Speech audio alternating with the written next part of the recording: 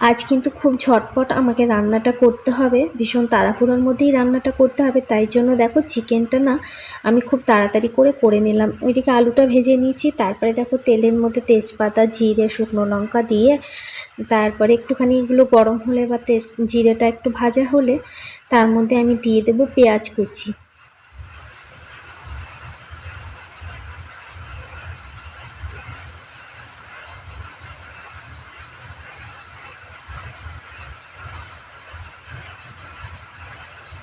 পেঁয়াজগুলো কিন্তু আমি একটু লাল লাল করে ভেজে নেব।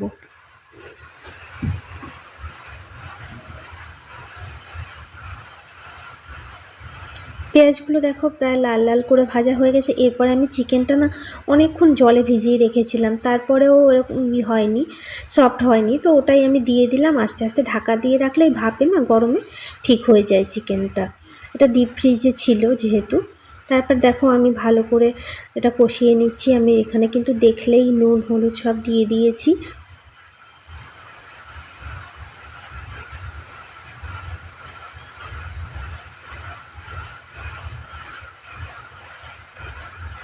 এরপর এই মশলাটাও দিয়ে দেব সঙ্গে, জিরে, ধনে, আর ওদিকে হলো আদা, রসুন, আমন্ড বাদাম, কাজু বাদাম আর কাঁচা লঙ্কা সব দিয়ে একটা পেস্ট করে আমি এই চিকেনটার মধ্যে দিয়ে দেব। দিয়ে আবার বেশ কিছু সময় কিন্তু কষিয়ে নেব চিকেনটা।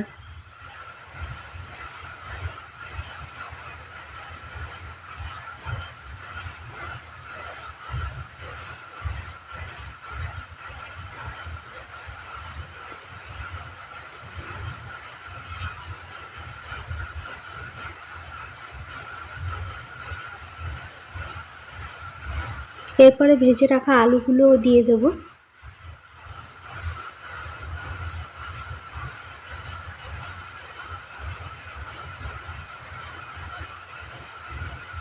এরপরে দিয়ে দেবো জল। সবসময় কিন্তু চিকেনে গরম জল দেবে, তাহলে কিন্তু চিকেনটা বেশ সফট থাকে।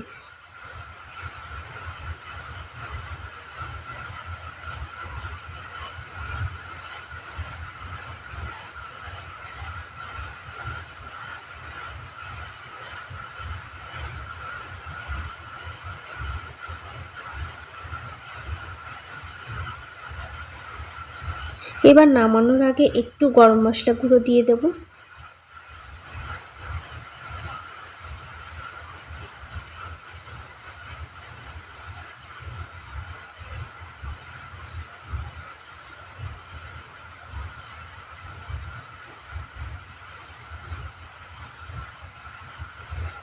দেখো প্রায় কিন্তু হয়েই গেছে,